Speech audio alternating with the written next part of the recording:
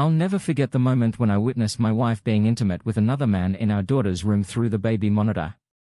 My heart raced from worry to a burning anger, yet little did I know, this was just the tip of the iceberg. Welcome to the Love and Betrayed Love channel. If you enjoy this story, don't forget to subscribe and give it a thumbs up. It's been a lovely romance and marriage, with ups and downs like any other couple, but overall we have a very healthy connection and I've always been grateful for that. We didn't try for a child for a long time, since we wanted to enjoy our relative youth while it lasted.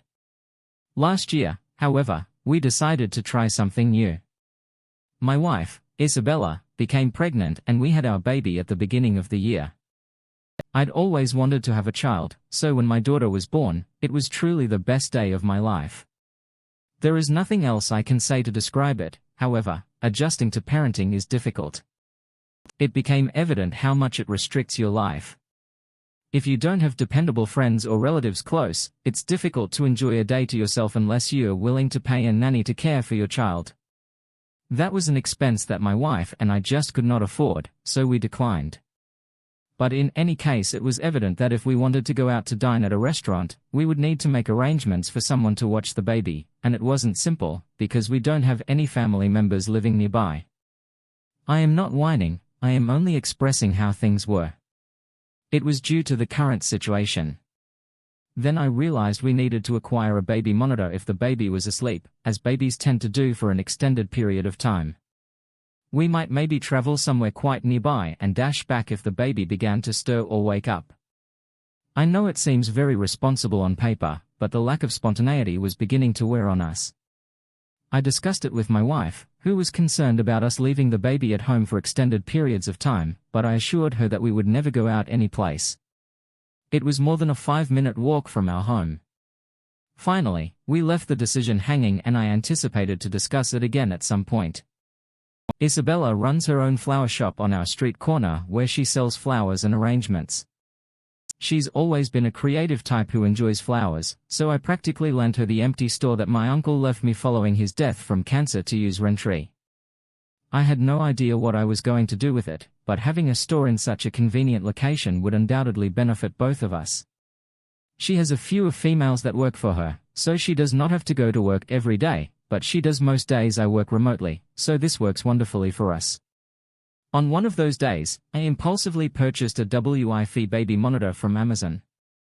I knew when I bought it that we hadn't both decided to get it, but it didn't seem like it would be too difficult to win her over. It arrived the next day while she was at work, so I set up the small camera in our baby's room. It's fairly obvious while the lights are on, but when the blinds are pulled or the lights are turned off, it's more difficult to see. The camera links to Wi-Fi and I can check the monitor using an app on my phone from anywhere, which is quite cool. After setting it up, I went back to work and, to be honest, forgot to tell her about it when she returned. The next day was one of those rare days when I had a slew of errands to run, and I kind of looked forward to it, because it was one of the few occasions when I was completely free of parenting responsibilities, even if only for a few hours at once. When I was going to leave the house, my wife begged me to take the baby with me, because she had been fatigued all week and needed some alone time. I'll admit I was disappointed, but this wasn't the first time she had requested me to bring the kid, and I hadn't been able to do so the previous time. So this time I consented. I took my daughter and all of her necessary items and began running errands for the day. I was halfway through the list of things I needed to do that day, and my daughter had been well behaved the entire time, so it wasn't a bad day by any means. Well, that is until I received a notification from the baby monitor app on my phone while sitting in my car eating some fast food I had purchased. It detected activity and my initial impression was that my wife walked into the baby's room to do something, which is a natural assumption. I took out my phone and launched the app, where I observed my wife and another man fighting in the baby's room. My heart raced in my chest. Honestly, it appeared that this man was assaulting my wife and I can't convey how quickly I turned on the car. The only thing was that I started hearing things which let me realize that my wife was not being raped. This man and my wife were making out in my daughter's room. Looking back, I'm still surprised at how quickly my worry for her evolved into a fervent hatred, but I'm not sure why I couldn't stop watching. At one point I had the foresight to film my screen, so I could have proof of what was going on. I watched the man's hand slide under her blouse and then attempt to remove her panties. I heard Isabella moan and practically saw as the man leaned her over the edge of the cot. I believe it was then that I tossed the phone away. I wanted to shout and strike something, but I needed to remain calm because my kid was sleeping. But do you realize how helpless I felt in that moment? I really want to drive back home. I wanted to go back there and hurt both him and her, but the only thing keeping me from doing anything dumb was my baby. Was it the reason she wanted me to bring the baby along? Was this what happened every time she begged me to take the baby? Would she have done it if our daughter was still home? My wife and another man were amorous in my daughter's room, and that was the most intense section of the discussion, which I found difficult to express. When I took up my phone again, the room was empty. I honestly had no idea what to do while I sat in the car until my daughter woke up. By then most of the locations I was meant to go had closed, and I only had one task left to complete. I'm not sure why, but I still desire I had to do it. I believe I needed something to take my mind off of it, because I knew the alternative was going home and I was honestly afraid of what would happen if I went before I had my head in order. I eventually returned home and while she was upset about my tardiness, I made up some ridiculous excuses that she brought. I really wanted to approach her, but I had to use all of my self-control not to because my emotions were so high. I waited till she fell asleep and then sat in the living room until it was daytime. This is when I really need help, since I'm losing my sanity. This happened 2 days ago and I've been battling not to tear into her, especially because I have evidence she noticed the baby wanted yesterday and I told her I had just got it, so she wouldn't think I was after her again. I'm still outraged that she did it in our baby's room, and I can't convey how upsetting it was to see things unfold that way, especially given I had no idea she was being unfaithful. I never would have expected it. I think I'm going to confront her about it, but I want to make sure it's the best decision. I want to hear what you guys have to say, because I am in the worst possible situation to make reasonable judgments right now.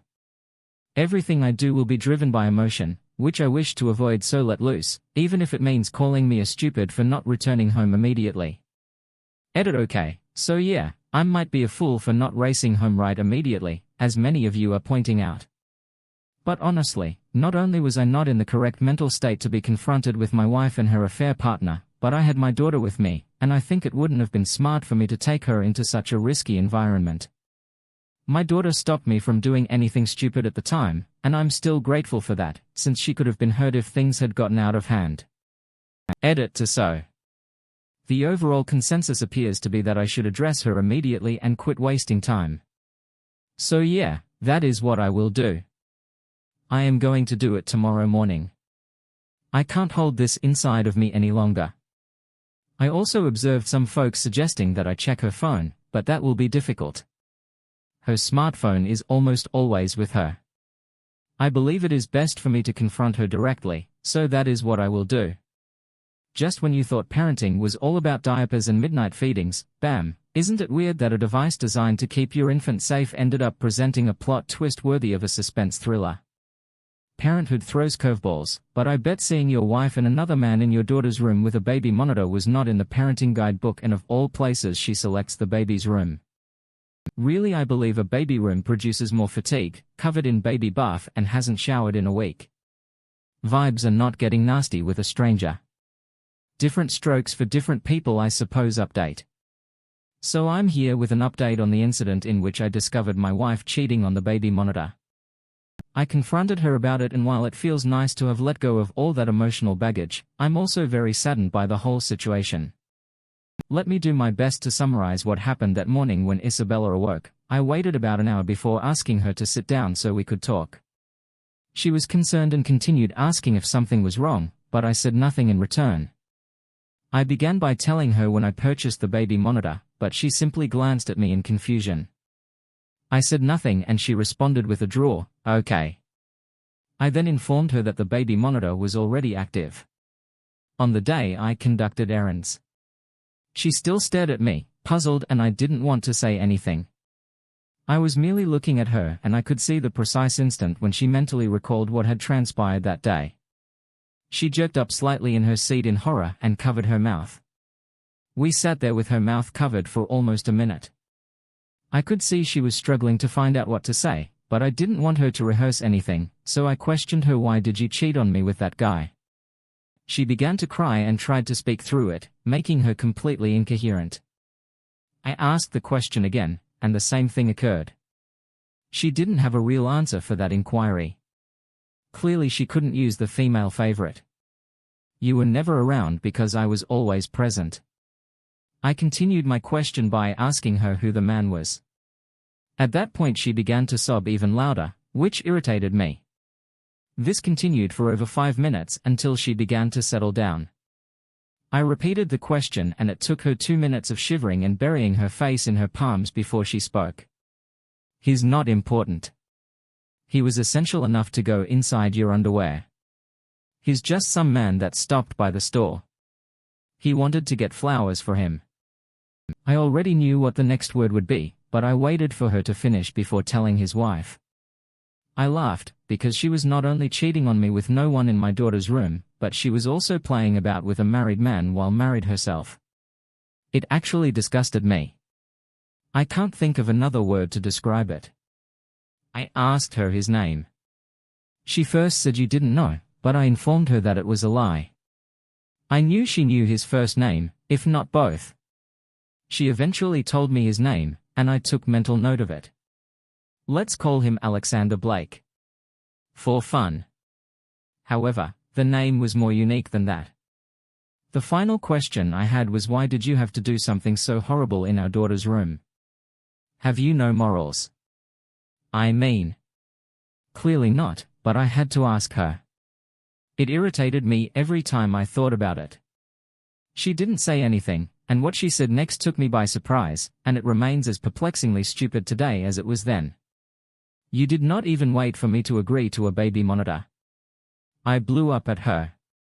So now it is my fault because if I didn't buy the baby monitor, you could still have sex with a man in our daughter's room, right next to her crib. I'm the villain, because you were cheating on someone who happened to purchase flowers from your store. A man has a wife and you are boiling this down for me. Purchasing a baby monitor without consulting you are pathetic, yeah. After that she began to cry again and I felt much better.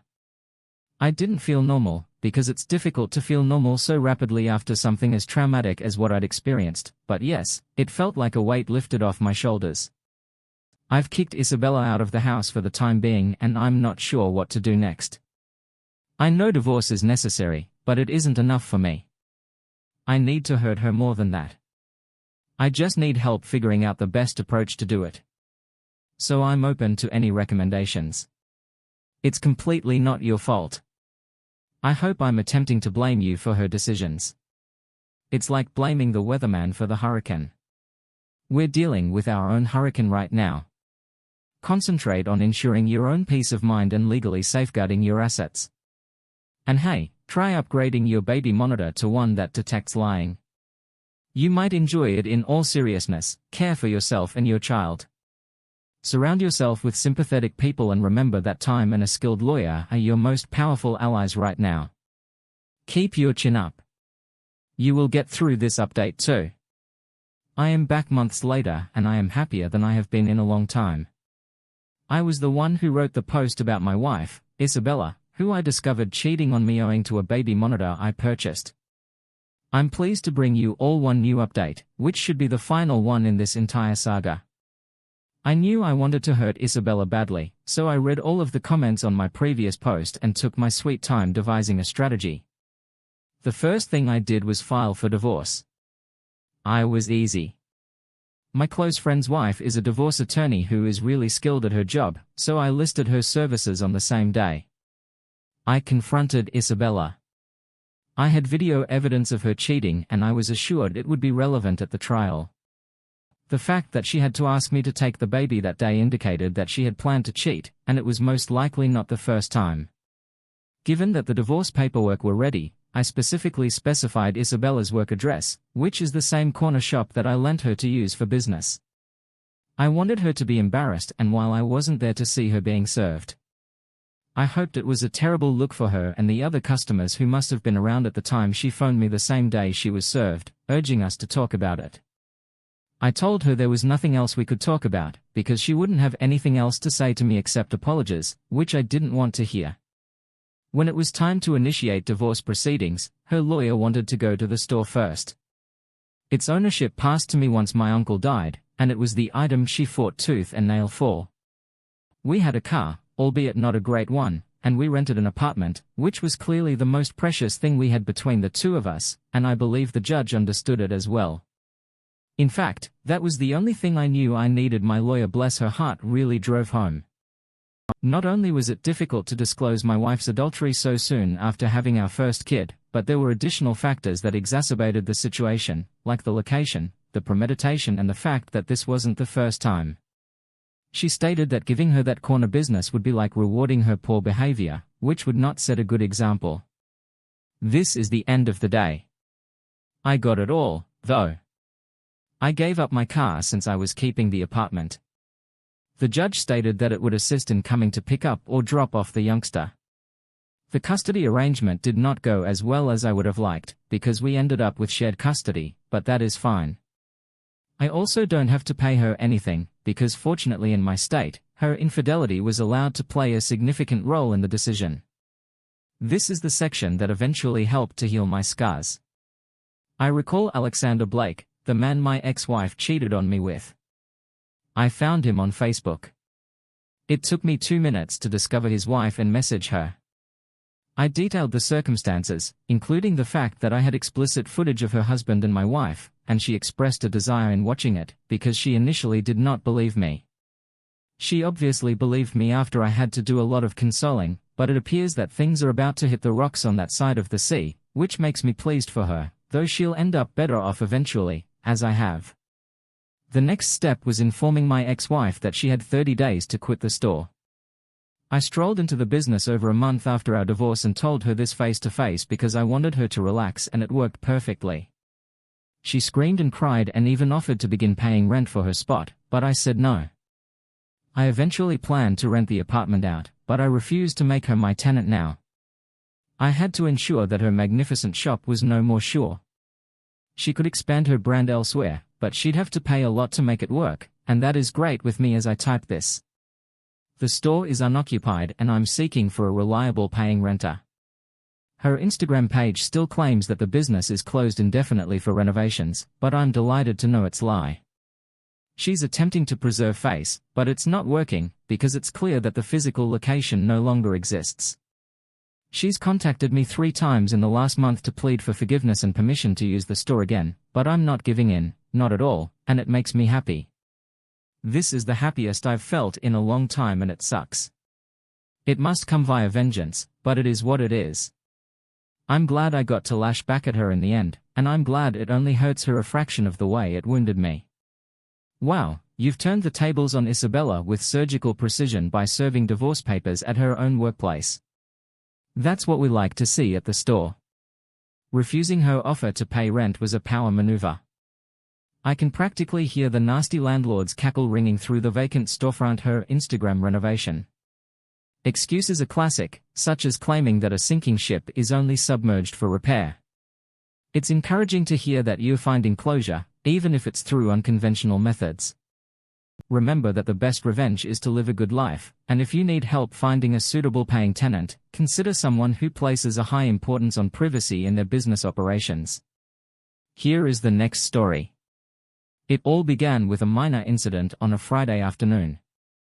My 6-year-old daughter, Lily, is in 1st grade and is generally dropped off after school by a friend's mother who lives nearby. That day, instead of driving into our driveway, the mother pulled over to the edge of the road and let Lily out. Thrilled to see me, Lily ran across the street without looking both ways, as she had been taught. I immediately phoned emergency services. Within minutes, an ambulance and police came. My wife, whom I have been married to for 7 years, was working her regular shift at the nursing home during work hours. Nursing home employees were forced to keep their cell phones locked in allotted lockers. I called the nursing home on my way to the hospital to notify my wife of the accident. That's when I learned that due to unanticipated slowdowns at the nursing home all full-time, employees had to use some of their acred time off hours to avert layoffs. My wife had chosen to use hers that day. The problem was that she left for work in her nurse's attire, not expecting to be off. I had no idea she had a day off. Normally, if she intended to use her time off, she would consult with me first. I began to wonder if she took on private jobs somewhere else to help someone out. I just knew for definite that the nursing home receptionist had lied to me. It was a minor issue, but it upset me a lot. I called my wife's cell phone, but it went to voicemail. That was unusual, because she generally answered when she wasn't at work. Something seemed odd, but I couldn't place my finger on. It was a minor issue, but it troubled me. I left a lengthy message describing what was happening. I had completed all of our daughter Emma's papers, but I still had not heard from my wife. Emma's emergency doctor had ordered X-rays and an MRI, since she was not waking up and they were scared. She was in a coma. I was starting to get worried. My wife finally arrived home, approximately an hour after her usual job and time. I noticed the aroma of fresh soap on her, the type she typically used after a morning shower. I knew right away that something was wrong, but I couldn't figure out what. It was a minor detail, but too many of them added up. I realized something was wrong, but I couldn't figure out what. When I asked Emma if the receptionist had relayed my message, she stated she received it later. She stated that she was occupied with a patient who needed to be transferred, and I was in the southeast while she was at St. Francis.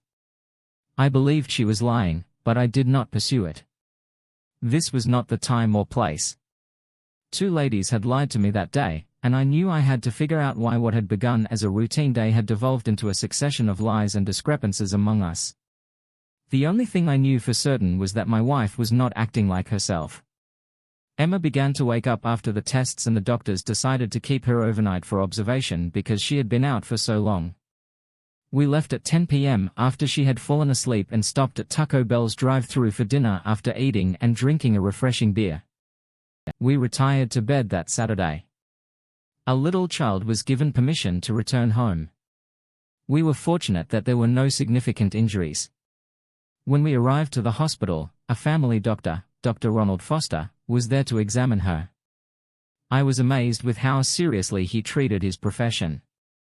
Before we departed, he instructed us to phone his office and make a follow-up appointment in 3 weeks. He emphasized that there may be complications that occur later as a result of the event and that without more investigation, we may never know.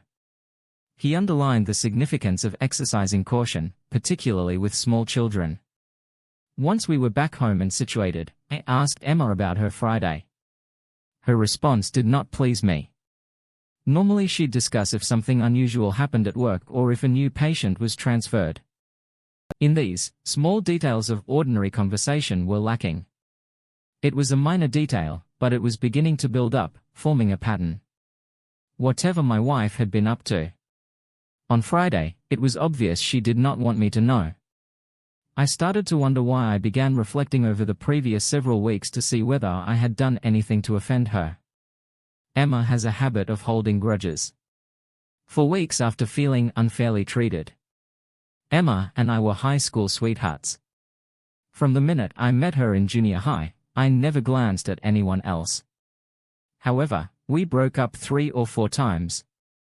We always found our way back to one another. Emma had a history of being drawn to new things and delving into what piqued her interest. This often resulted in our breakups. I assumed it was just part of growing up and that she will grow out of it. Each breakup resulted from her acquiring an interest in someone or something different. I was on the Jackson High School football team and she was a cheerleader. We were both popular kids and everyone assumed we were destined to be together, but we broke up senior year because I didn't envision our future together. After high school, I joined the fire department and worked my way up while she worked for her LPN certification to become a registered nurse. I reconnected with Emma after getting hurt while fighting a fire on the job. 6 months later we were married. Emma's daughter was 2 years old when she became a registered nurse. Emma had dark shoulder length, black hair, blue eyes and an excellent physique. Most individuals who knew her admired her for her kind nature. What amazed me was that we had no big fights or problems during our entire marriage. We had recently discussed increasing our family. On Sunday, we were invited to an afternoon cookout with our daughter at a co-worker's pool. We prepared by wearing our swimsuits underneath our clothes. Each of us was assigned something to bring. On the journey, I went to the grocery shop to get the products we decided on, which included enough quality franks and buns for around 16 people. These franks were exceptional. Always boil before grilling. They retained moisture and had a rich, pleasing flavor. I discovered these by chance and they are now the only ones I enjoy. I named them Smokies because of their distinct flavor. My method of preparation proved to be a success and we always had more meat than bread on hand. That Sunday, no one noticed me in the kitchen carefully boiling the franks until plump and then drying them before grilling. Meanwhile, Emma was outside talking with our host, Ava, the head of the HR department where they both worked. They were watching our daughter and Ava's son play by the pool with a group of other children. I wasn't paying much attention to their conversation until the end when I overheard something that deeply saddened me. It shook me to the core, revealing exactly what was going on. Dr. Ronald Foster, a well-known doctor, used to pay visits to his nursing home patients every Friday afternoon. Ava explained he no longer visits you unless you are on duty. Some of us are starting to wonder if you two are more than friends. Is there anything I should know? No, not really. My wife said, flushed and clearly avoiding the subject. Her expression usually indicated that she had been caught doing something she didn't want to admit. Now I knew two people whose Friday routines had unexpectedly changed. Emma had a legitimate reason to maintain her secret, which was unusual for her. We're just professional friends. Emma attempted to clarify with Ava, but was unsuccessful. He enjoys the detailed reports I send him on his Alzheimer's patients' actions. It enables him to manage their medical demands. Ava responded.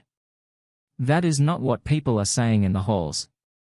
Whatever is going on, it must remain very professional at work. Otherwise the rumors would simply worsen. I'll talk to him about it the next time I see him. I have another appointment with him next week.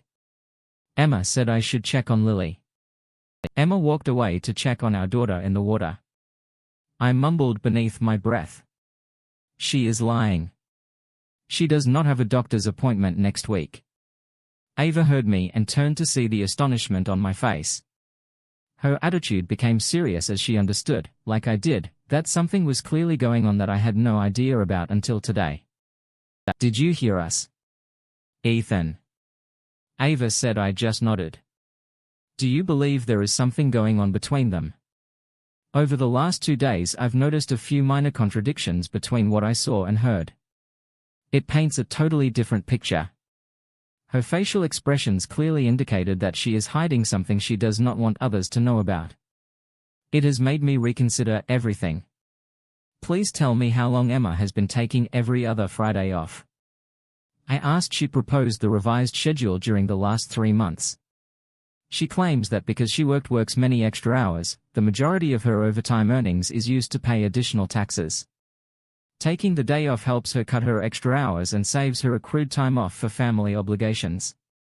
Ava added that we in human resources enjoy it because it saves the organization money in the long term while also providing part-time staff with extra hours. Another question: how close is Emma to the receptionist who answers the phone? I inquired who are their best friends. Why Ava responded that when I called regarding Eve's accident on Friday, the receptionist informed me that Emma was taking accrued permanent time off because things were slow and that management had advised all full-time employees to do the same, to avoid laying off part-time employees. You were lied to. We are functioning at full capacity. There is no necessity for cuts. What are you planning to do? Ava spoke as she poured me a strong drink. Emma is certainly hiding something and her best buddy appears to be assisting her at least for a while. I hope what I suspect is not true. I said that Dr. Foster is our family doctor. If my gut hunch is correct, I will damage his career. I divorced my wife and desire exclusive custody of our daughter, according to the stories. You are not alone in your suspicions. Ava stated that the nurses she works with believe they are too friendly with one another to be completely professional. They spend a significant amount of time in a patient room with the unit door closed. If I hear anything else, I'll let you know, please do. As firefighters, we often say where there is smoke, there is fire. It could simply be an overly strong mutual attraction. Whatever happens, I'm going to find out. I said this while drying off the smokies. Nice try, but I don't believe that's going to work. Ava remarked, I've been in similar circumstances, and when our instincts tell us something, they're typically right. At that time, I started to believe I was experiencing the same behavior from Emma that I had seen in school. If that were accurate, it could only mean one thing: Emma had discovered someone new. Dr.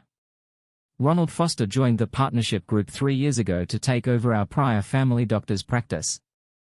The local hospital, due to his age, had been making things tough for him, and his partners practically forced him into retirement. Emma, a licensed nurse, had received her license while working at Southeast Hospital before relocating to the nursing home Southeast Hospital, a teacher hospital favoring a youthful appearance. If our prior doctor wasn't willing to change his appearance, it was time for him to leave. It's sad when medical institutions put appearance over experience for the following 6 weeks. I would be on the evening shift, working from 6:00 to 6 for days on and 4 days off. It was the perfect moment for them to do anything they wanted without getting detected. Given my work schedule, my wife's recent behavior had produced enough doubt that I took a move I never thought I would.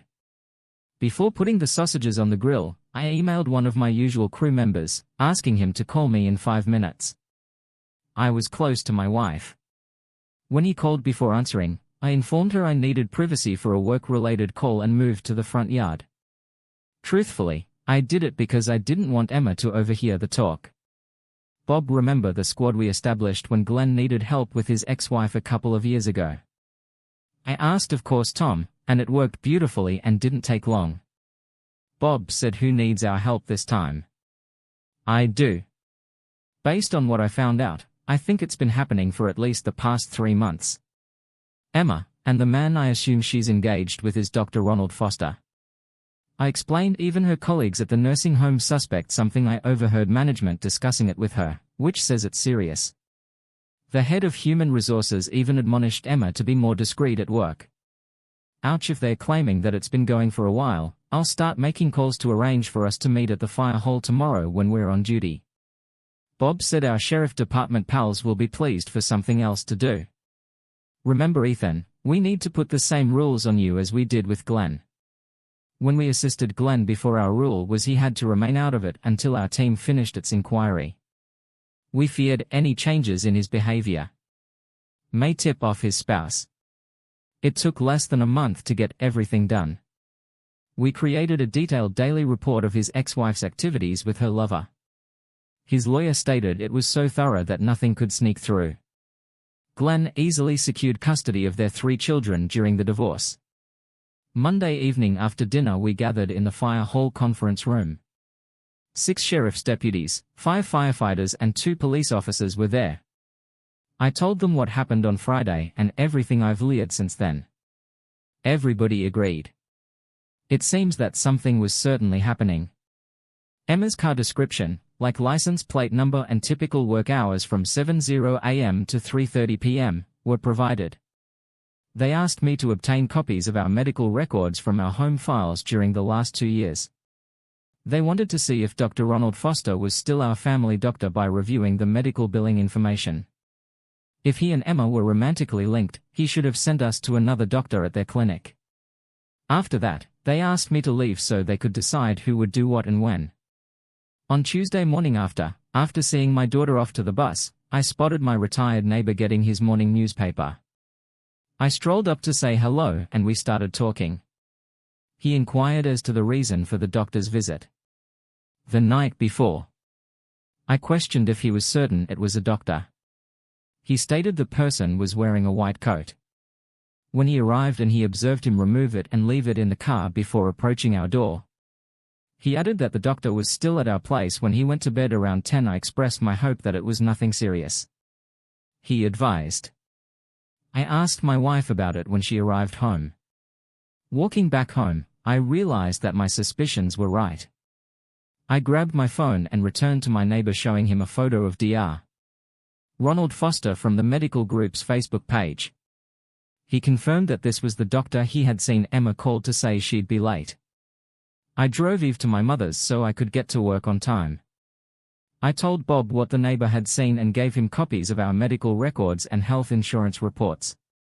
They proved that Dr. Ronald Foster was still our family doctor, despite my wife's last appointment being 2 weeks ago. The following Tuesday, when Emma was at work, a few friends came over and helped with some housework. I wasn't allowed inside until they finished, so I sat and chatted with my next-door neighbor. He mentioned the doctor's visit from the previous week. It wasn't medical. I consented, explaining that my buddies were wiring the house, but I wasn't involved. They arranged it this way so that I wouldn't know where things were. If I'd known about their plans.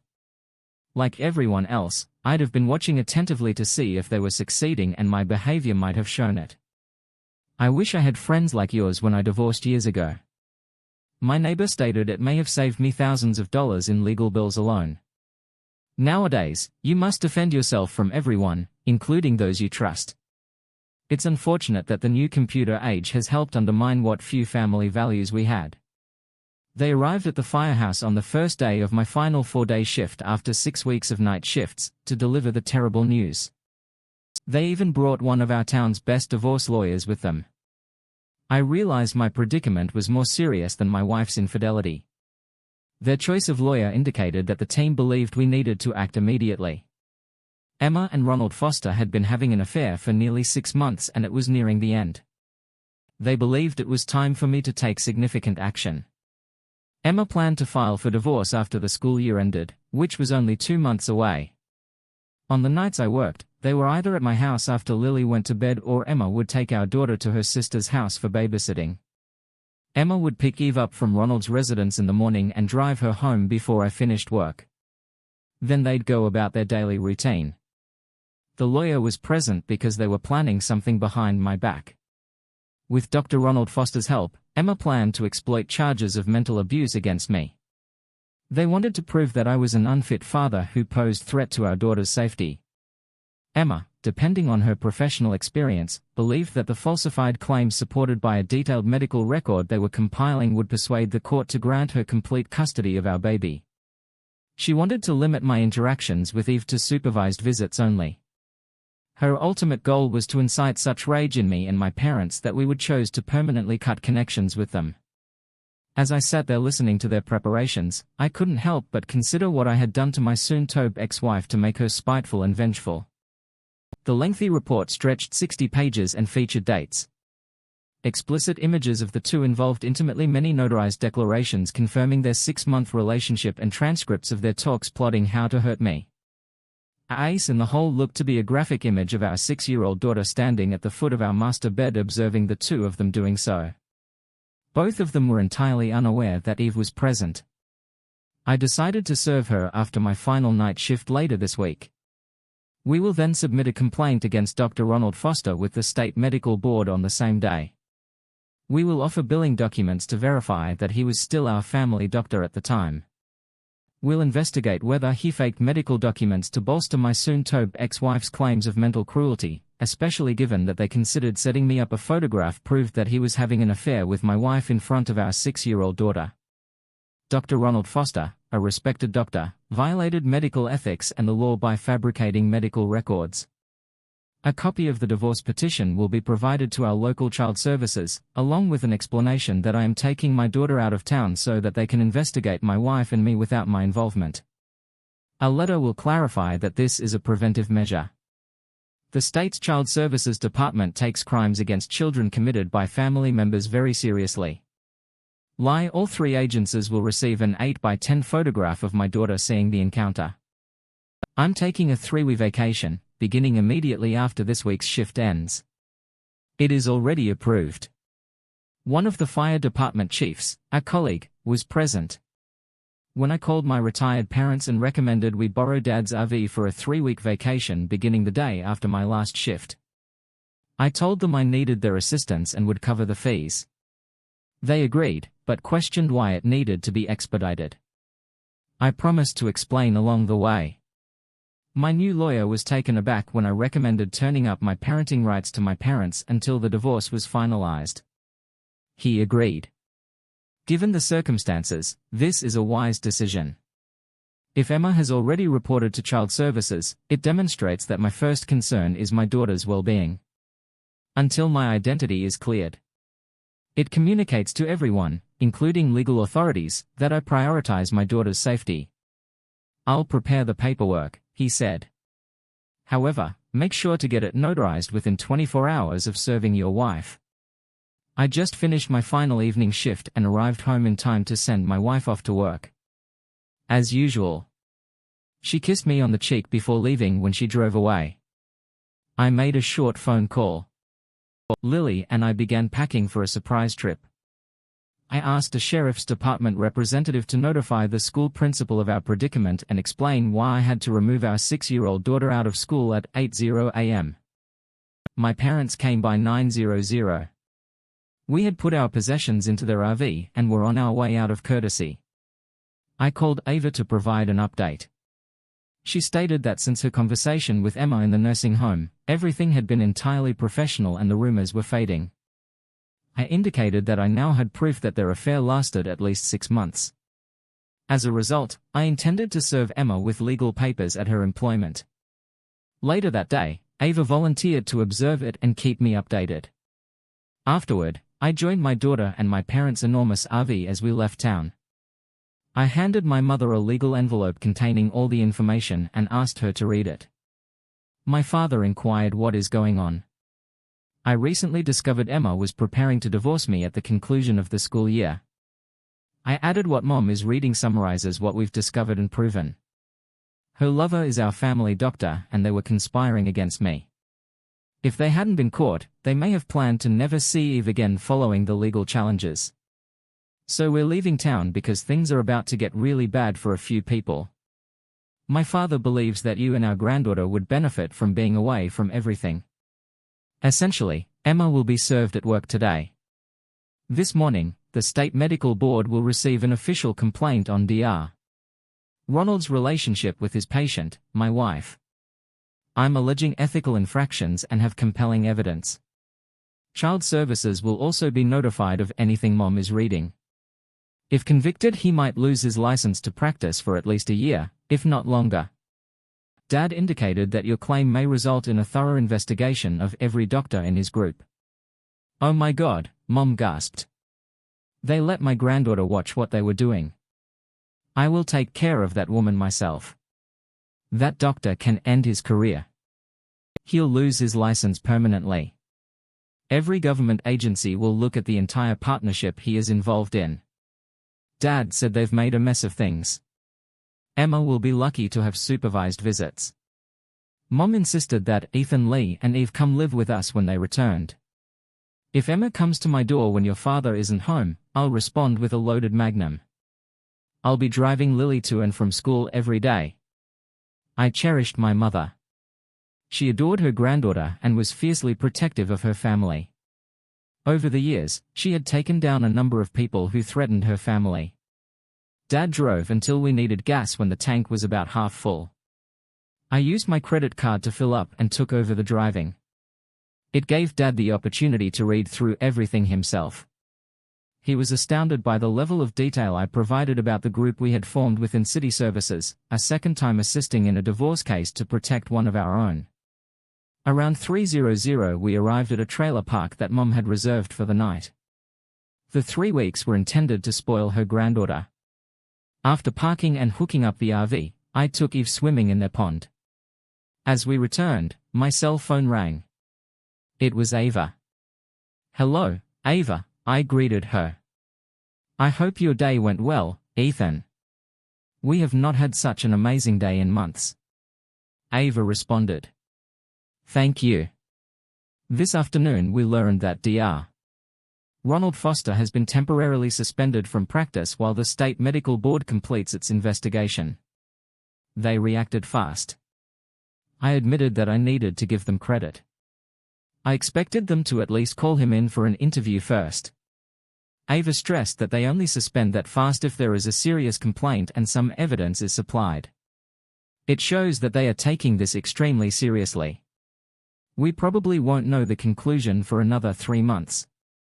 Well, I did email them all of the material contained in my divorce petition.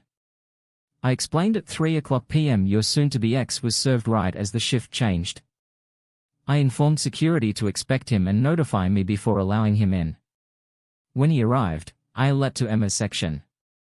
The young man inquired, "Are you Emily?"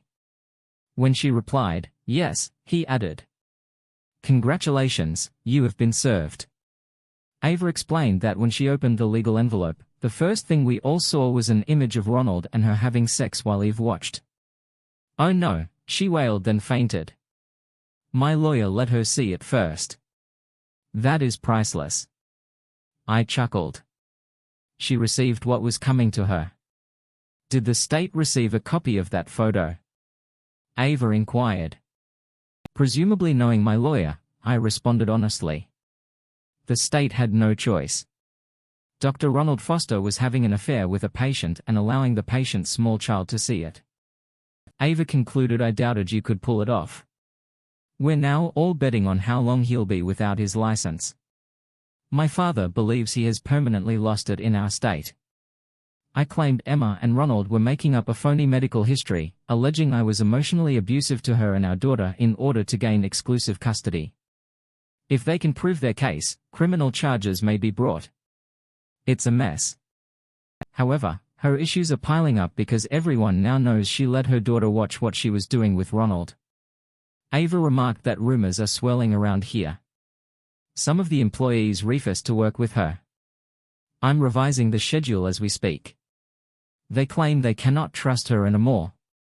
When she regained her composure, I informed her that the state had notified us that Dr. Ronald Foster had been suspended by the medical board pending an inquiry. She was not pleased when she left at 3:30. Wait till she knows Eve and I have left town. I mentioned that we left this morning with my parents based on my lawyer's recommendation. Given Ronald and Emma's charges, my lawyer advised me not to be alone with my daughter right now. That's a wise decision. Given her occupation, she has many friends all over the place, which lends credibility to her statements. Ava speculated that those reports might have already circulated. Finally, the quality of our reports has rescued our organization's legal standing. Several times we promised to stay in touch and said our goodbyes. Mom and Dad were taken aback by my reaction. It was as if they were only now recognizing what Emma and Dr. Foster were trying to do. "Mom, could you look in your notebook for the address of the nearest notary for us tomorrow morning?" I asked why she asked. "The lawyer has created legal documents that award you both my parental rights until the divorce is finalized or my name is cleaned. We need these signed and notarized by 3:00 p.m. tomorrow." I explained I refused to let them take my kid away, no matter what my mother, with tears in her eyes, spoke. "Are you certain about this? It appears overly excessive." "Yes, Mother, I am. Even the lawyer believes it's best. We don't know what's in those fraudulent medical records. As a result, this is required for EV safety until shown. Otherwise, I am not a menace to her." I comforted her. My mother started crying. Emily got home and discovered her husband's car in the driveway. She shut off her car and prepared herself for the showdown she expected walking up. She rang the doorbell expecting him to answer. When he didn't answer, she called it again. She finally used her house key to unlock the door. Emma stepped into the house and found it was vacant because her daughter had not come to meet her. She removed the legal envelope from her huge backpack and read it thoroughly. Ethan had clearly recruited someone who had discovered everything. The plot, as revealed by transcripts of Ronald's and her own statements, had been uncovered. Ronald acted first and violently. Their difficulty was that none of the doctored medical records had been made public yet. Because they hadn't reached that step of their plan and now they never would. Ronald couldn't access his files until the probe completed. He still hadn't been notified of the specifics of the allegation against him. He was merely told that precautionary measures were being taken. Owing to the nature of the allegations, Ethan had established the affair and their foolishness. No one with any morality or beliefs would tolerate the fact that a 6-year kid had to witness these. Until this moment she hadn't recognized that it had transpired. Eve presumably woke briefly and then returned to bed. Obtaining exclusive custody was now unattainable, but joint custody with primary care remained a possibility. The essential step was reaching Ethan and communicating with him. Ethan was always willing to hear her side. She dialed him, but his phone redirected to voicemail. She sent a text, got no reply, tried his parents' home phone. She found they weren't answering calls to their cell phones, also went unanswered, confirming they had blocked her. She then called her sister, who picked up the phone. "Hi, Emma." Ethan was clever. He sent our entire family a copy of his divorce filing. Evelyn said, "Mom and Dad are upset. They've read it all and are completely repulsed by your behavior with your sweetheart. In our parents' view, you've gone too far trying to tarnish Ethan's reputation." Her sister continued. "He called them this morning immediately after you left for work to let them know he's bringing their granddaughter out of town with his parents. When they inquired why, he responded, 'Your daughter and her lover have left me no choice. You'll receive a document detailing everything, Dad.' Ethan told them, 'I'm an illegal bindu of Emma and I have to sign over my parental rights for Lily until I clear my reputation.' Mom and Dad were hysterical when they read it. 'Why would you try to wreck Ethan's life like this, goddammit?' Emma said. 'Does this imply I'll have to fight my in-laws for custody?' 'Looks that way.' Evelyn said, 'The divorce court can't decide on what Ethan doesn't have. It seems he's outsmarted you. I always felt he was the kindest, most kind man I knew, until he was pushed too far. Then he goes all out. You know how Mom thinks about her reputation. This is going to be a long, tough war.' 'I was expecting a battle, but not like this,' Emma said. 'I felt I had a winning strategy.' We all received what she received, a certified copy of the divorce petition, along with a notation noting the same was sent to the state medical board. Evelyn clarified, 'You and Ronald were trying to damage him so you could remove Eve out of his life if you were in his place. What would you do?' 'Crap,' Emma exclaimed. 'He's going after Ronald's career and our future. If the board sides with Ethan, Ronald may never practice medicine in this state again. Bingo says you've got to sort things out. Evelyn said he's turning the tables, using your own ideas against you to establish his point. But let's face it, Ronald may be your finest lay, but the family and I agree we're staying out of this. We won't encourage your attempt to damage your husband's life. Stay away from us till this problem is settled.' Emma was astonished to learn her spouse had outsmarted her entirely. Even her own family had nothing to do with the catastrophe she had made. She and Ronald had assumed they were cautious, so getting served had come as a great surprise. She spent the entire night attempting to untangle how they had been caught. Ronald Foster had just exited a difficult 4-hour meeting with his partners. They had agreed to buy him out promptly to minimize the impact of the probe on their limited partnership. Until they determined who made the severe charges. Everyone was operating blindly. Ronald made enough from the deal to start his own practice. Once things cooled down, Emma's phone buzzed with a text message. She opened it to discover a reply from Ethan. He said he was too angry to converse and any communication must go through their lawyers. Emma fell down in tears, thinking she had lost her chance to persuade him to retract his complaint against their doctor. My parents and I had just left the notary after finalizing the transfer of my parental rights to them. It cost me an extra $5 for them to scan and send a copy to my lawyer. Unexpectedly, I received a call from the family doctor's office. The state was there and they had a court order to get medical data, but my name wasn't mentioned.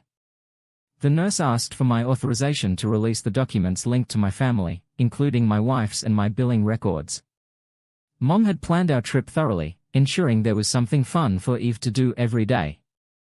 It brought back memories of our childhood trips. We parked early again and with the humidity manageable. Dad and I were outside grilling supper. Mom called out that Ava was on my cell. I snatched the phone from her and responded. "Hi, Ava," I greeted her. "I'm surprised to hear from you so fast. It's been quite a day here." "Thanks to you." Ava chuckled lightly. Emma was interviewed by state officials this afternoon for nearly an hour. We used our on-staff notary to record witness and verify her statement. I find that incredibly interesting, I said. Is there anything else vital I should know? After the discussion, she indicated she'd have to face a complete review by the nursing board for her behavior. Ava indicated she's likely looking at a 6-month probation. How will this influence her job? I inquired, since what happened didn't occur here.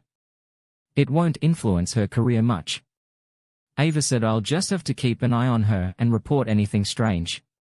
For the next 6 months Emma will probably submit the greatest daily reports on our patients and the full organization, but if she does get prob, we'll put her to the night shift during that period. I grinned because Emma loathed night shifts due to their impact on social life. I said that my dad and I were attempting to make this time unique for EIE. After a quick talk, I promised Ava dinner. Once I returned during supper, my mother questioned what I knew about Ava. I admitted I didn't know much. She's a single mother around my age, with a boy little older than Lily. I wasn't even sure if she was married. Ava and I stayed in touch for the remainder of our trip. The day before we returned, I called my lawyer to get access to my home so I could collect my possessions. That's when I discovered Emma had moved out, took what she wanted, and was now living with Ronald. We curtailed our trip short by a couple of days to get things sorted properly, slipping back into Cape on Friday morning. My folks found it hilarious and dropped me off at the house early that morning, bringing Lily to our new home. First I mowed the grass and a neighbor handed over a nice beer before I finished. He marked. It was a clever move, as news of our marriage breakup had entered the local media. I phoned a locksmith to Ricky all the locks. I spent the day cleaning up the mess Emma had left at home. I called my mom to check if there was anything she needed from the house. She responded no, only ours and Eve's close. The rest would be sold with the house. I collected up any canned items and frozen food we had left and dropped it off at the food bank. Then I returned to clear out the fridge. I got the goods home and Mom and insisted on washing all the garments in case something had been done to them by around 4:00 p.m. I picked up my phone. Ava answered right away. "Hey Ethan, you back?" Ava greeted. "When did you get back this morning?" "Spent the day cleaning up the house to get it ready for sale." I responded, "I was wondering if you and your kid wanted to join me and Emma for supper. If he was home." "We'd love to, but he's with my mom for the weekend." "I'm free though." Ava said, "Great, I'll leave with my mom and pick you up at 7. "How about Red Lobster or Outback?" I asked. "Red Lobster sounds great." She replied, "I dressed up a bit for dinner, nice shirt, dress, pants and slip-on leather shoes." With our reservation, we were seated promptly. We had a good meal and I learned more about Ava. She had never married and was raising her 7-year-old son on her own. Her father had been a firefighter in his time. My first day of work was scheduled for Sunday. No decisions have been made yet by the state about Emma and Ronald. The feeling was the longer it took, the worse it would be. I shared what we did as a family with Lily over the 3 weeks afterward. We strolled through downtown Cape to see the NTI. Around 11:00 I arrived back at my parents' place where my mom, being mom, was still up at work. On Sunday afternoon I was called to the office. There was a visitor waiting to see me. I figured it was who I expected. I was right. It was my soon-to-be ex-Emily, Mrs. Foster. "What can I do for you?" I greeted, turning on the voice recorder app on my cell phone as I walked into the office. "My name is still Lee Ethan," Emma replied. "Well, if that's true, then I'm still nothing but garbage to you," I responded. "So what do you want, Ethan?" "That's not true," Emma said, trying to calm things down. "Sorry, but your actions speak louder than words, don't they?" I replied. "The first thing you did was move in with someone else as soon as Lily and I went on vacation. Witnesses say you moved in the next day. So much for feeling guilty or remorseful." "I want to see Eve," Emma said. "Check with your lawyer. I legally have no say in that anymore. Looks like you're knocking on the wrong door." I replied, after all. You publicly accuse me of offending our child. I know that, but you can help facilitate it. Emma said, sorry, I don't think Eve should be around someone who is nothing but a. I said, photos show how much you care about our daughter when you're in another person's arms. Deal with my parents directly. Please leave Mrs. Foster and don't come back, or I'll seek a restraining order with that. I turned away and walked out. I instructed the staff member on duty to escort her out. I turned off the recording app and saved it. Later, he told me her face turned pale and she broke down as he escorted her to her car. I informed her that, based on what I had heard, Ethan had no choice but to react this way. If she had felt any responsibility over the past 4 weeks, she would have done something to clear his name. Most of us who assisted in the investigation find your behavior unforgivable. You are nothing but a scheming, greedy woman who planned to take everything that mattered to him. I was assisting first responders on a medical call late Monday afternoon. When my mother called, I let the call go to voicemail. We were preparing an elderly woman for transport to the hospital. When I returned to the station, I called her back. Sorry, Mom, I was on a call and couldn't answer. I explained I figured I wanted you to know. The state was here shortly after I brought Eve home. They spoke to her directly at school today. She said they toured the house, inspected her room. I showed them the transfer of parental rights and we discussed it for a while. I assured them I have never seen my son be offensive to anyone. Thanks, Mom, that's good to know. I said I hope you're not upset, but Emma's parents are here and staying for dinner. She said, should we wait for you? That's okay, Mom. Please give them my love and let them know. I'll be there as soon as I can. I replied, tell them they can have Eve whenever they want, as long as Emma isn't around. It has to stay that way until everything is resolved in court. I ended up working late, since one of the guys on the evening shift was unable to arrive until 8, so I stayed to cover. I informed him that he could make up the hours later. I texted my mother not to wait and stated that I was on my way home in my Ford Escape when Emma's father contacted me. Hello, Dad, how was dinner? I asked. It was great. Both my wife and I enjoyed it. Dad said, Ethan, my wife and I would like to thank you. Gracie told us what you had said. We are deeply sorry for what our daughter has done. We promise to keep your terms. Have you spoken with her at all? We haven't since receiving a copy of the divorce petition. She came to the station on Sunday demanding to see Eve. I told her it was out of my control. She'll have to deal with my mother about that. I just recalled that I recorded our talk. How about I SMS it to you? I said please do. Dad answered. I would like to hear it, so I mailed it to him. I suppose everything went well because he forwarded it to my parents. All of his children, including Emma, responded with a text stating that the reality had been effectively explained. It's a good thing I live in a small town because I found out the next day that my wife and I were set to meet with Judge Donald McDonald on Friday afternoon at 1:00. He's the toughest and most principled judge in the area. In his courtroom, you could say whatever you wanted, but if you over the line, he would correct you. It was reported, but not confirmed, that some men never recovered after confronting him. He was a legend around here. People frequently thought he made Judge Roy look like a pushover. My lawyer warned me that when the judge hears our case, it will be more severe than a Friday the 13th film. You had to be careful and prepared to answer his inquiries quickly or face the repercussions. The judge does not tolerate slander or suggestion. He wants the facts. With this understanding, we planned our defense. We were all present as the judge took his seat. Emma's lawyer requested visiting privileges to see Eve, which necessitated the termination of my parental rights surrender. My lawyer maintained that I had willingly relinquished parental rights in response to accusations made by my wife and her boyfriend, while the State Medical Board and Child Services were still investigating these claims. The question of whether I was offensive to my daughter will remain unsettled until the legal system clarifies the situation. Ethan Lee's time alone with his daughter could be interpreted as potential endangerment. Ethan Lee set aside his pride and focused on his daughter Eve's well-being. He hasn't been alone with her since the charges surfaced as a result of his wife's situation. We offered a taped conversation, as evidence observed by others, in which Ethan emphasized that Emma would need to settle problems with people who had parental rights. His parents, as well as the judge, demanded Ed to hear the exchange, so my lawyer played it over the courtroom sound system. Emma was displeased to hear it again.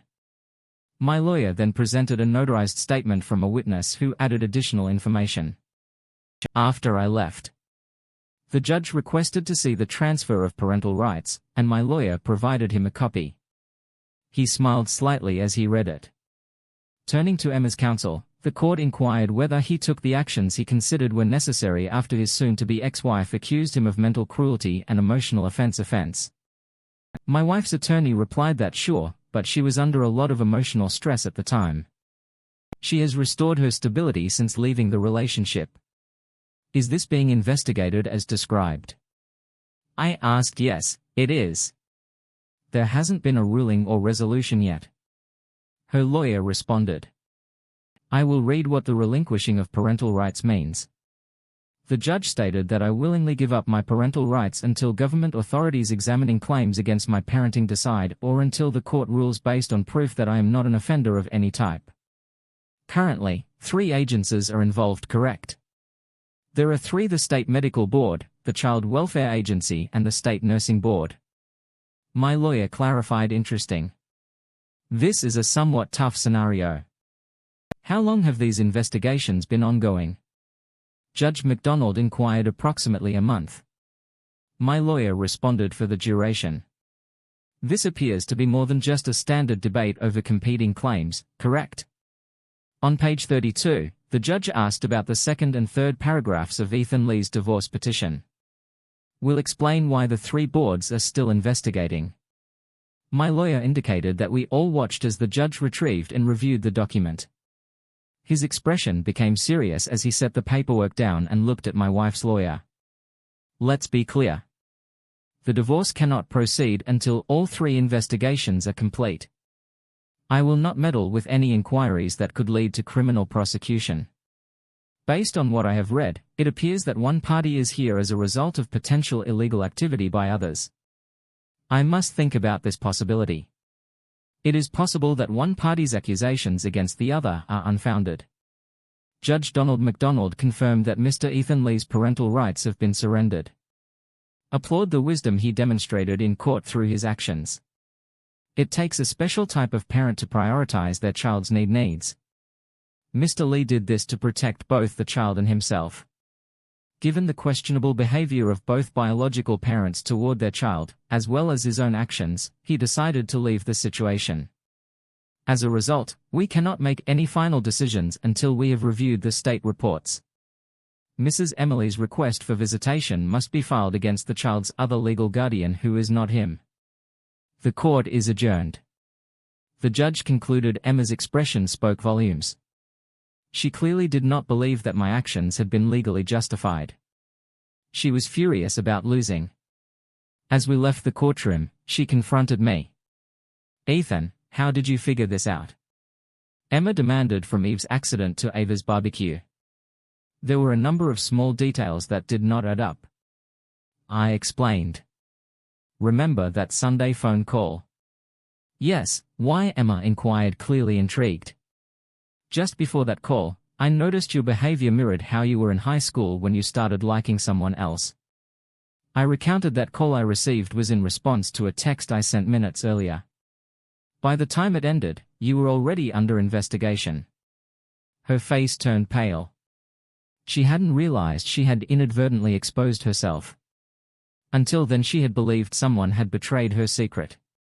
Pay attention to the little things. They reveal the whole story. I said with a grin. Given your meticulous, patient reporting, you should have known that I didn't need to rub it in, but I couldn't resist seeing her even angrier only widened my smile. After court, I slipped into the men's room and ran into Judge McDonald. I thanked him for his ruling. It was my pleasure. Judge MacDonald replied once I reviewed the facts. It became crystal clear. Did your lawyer suggest you take that step? No, it was my decision. I replied. Knowing Emma as well as I do, I realized she would stop at nothing to worsen my situation. I felt cornered, knowing she had connections that could sway the outcome. This was the only way I could protect myself. If you hadn't acted preemptively, she might have gained visitation and even custody. Due to the severity of her accusations. The judge acknowledged your preemptive move. Put a stop to all that. I hope your name is cleared soon. So did I. Saturday night at the fairgrounds there was a Back to the 60s dance in one of the exhibition buildings. I got a couple of tickets and called Ava to see if she wanted to join. She said yes, but she had to have dinner with her parents first. She invited me and Eve to join them and I agreed. It was interesting. It had been a while since I faced an overprotective father. Eve and Ava's son, Terry, were getting along well. Ava's father seemed a bit harsh. I think Ava noticed because I overheard her telling her father to ease off. I know Damon is a good, honest man. She said, how do you know what kind of man he is? He retorted. His ex-wife has accused him of all sorts of things and everyone's whispering about it behind his back. Dad, Ava replied, he works out of station number 3.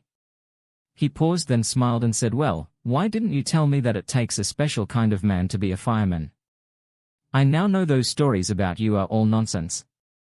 You always welcome here. They offered to keep Eve overnight, but I explained she was due at her grandparents' for the weekend, which led to me having to explain the whole situation. The dance was a blast. There's nothing quite like dancing to oldies like Twist and Shout, all the Beach Boy songs and early rock and roll. Some of the Do songs were her favorites because her mother used to play them when she was growing up. I walked Ava to her door as we said goodnight. She leaned in and kissed me. Ethan, I know it's early, but I'm interested when you're ready, she said before saying goodnight. I got back to my parents' home just after 2 in the morning. Once again, Mom was waiting up. We talked about the night and how much I enjoyed it before I headed off to bed. The lawyers finalized the division of assets and we put the house up for sale. Things were slowly moving forward. 3 months after the separation, things started to fall into place. The State Medical Board found Dr. Ronald Foster guilty of multiple violations of their ethics code, primarily altering medical records for personal gain. His attempt to ruin a man's life to steal his wife was taken very seriously. His medical license in the state was permanently revoked. Ava called me when she heard the news, waking me from my sleep. I had just started back on night shifts and had only gotten about 2 hours of sleep. I was wide awake and too excited to go back to sleep. When I told my mom and dad the news, my mom was overjoyed. As I came out dressed up, my mom asked what's up. I told her I was going to ask the woman who stood by me these last few months if she'd like to go to lunch. Mom smiled and said, don't you think it's time we met, Ava? I arrived at Chateau Nursing Home in Cape around noon, dressed semi-formally. The first person I saw was the receptionist who had lied to me months ago. Her face turned pale as I approached her counter inside the main entrance. Could you please contact Ava Jones and let her know there's a gentleman here asking if she's available for lunch? I asked. I watched as she called Ava's extension. A few minutes later, Ava arrived wearing a big smile. After greeting her, I pulled her into my arms and kissed her hand in hand. We left and went to Logan's Roadhouse for lunch. You know, we're now the talk of the town. Ava said Emma already found out from the receptionist who's the queen of gossip. That's her problem. Now that I've been cleared, I'm moving forward, I replied. Besides, my new girlfriend might be getting tired of waiting for me to get moving. I must have said something right, because Ava's eyes welled up with tears. What was meant to be an hour lunch turned into 2.5 later. I found out that after I dropped Ava off, the receptionist told Emma how happy and in love we looked. Emma was about to discover trouble in her own paradise. The local CBS station reported the news during their early evening broadcast at 4:00. It exposed how Dr. Ronald Foster and Emily had conspired against me by falsifying medical records. Later that same week, the nursing board put Emma on probation for a year. Ava followed policy and transferred Emma to the graveyard shift. Emma's relationship with Ronald became strained, especially when she found out she was pregnant. Ronald began looking for other job opportunities, but found none. He eventually took a position as an orderly at the Lutheran Home for Veterans working the graveyard shift.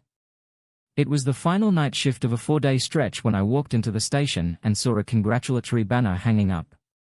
They had brought someone in to cover my shift. Ava, her son and her parents were there, along with our captain. My parents and daughter were also present. I had just been promoted. The process had been delayed because of everything I had been through. This promotion meant no more swing shifts for me. I was now in a junior management position, working 5 days a week for 8 hours each day, with weekends off during the party. I overheard Bill Jones telling the captain that if things went well, he might soon be my father-in-law. It took about 2 more weeks before we returned to see Judge MacDonald. The terms of the settlement were approved and my divorce was granted on grounds of adultery. Ronald Foster departed one night, leaving Emma alone and pregnant on Labor Day weekend. About an hour before sundown, I took Ava on a walk around a local state park. I had a little something planned that involved me getting down on one knee. She said yes. Of course, our families had organized a barbecue party on Monday afternoon at Ava's house and I had just finished grilling the hot dogs I liked while serving them. Ava's mother Teresa spotted the engagement ring and hugged her daughter. "When were you going to tell me?" Teresa asked after we finished eating. Ava replied with a wide grin. Bill noticed his wife's reaction and loudly asked her what's wrong. Everyone stopped to listen. Nothing. Bill, Ava and Ethan got engaged. They're getting married. Teresa said we got married a week before Halloween. Emma is now allowed to see Eve when she's with her parents. What no one knows is that legally, my parents and I have restored my parenting rights. Emma has to live with the reality that one of her boss is now her ex-husband's wife. She's not a joyful person. Thank you for tuning in. If you enjoyed this episode of the story, please give it a like, and don't forget to subscribe to get notifications for updates.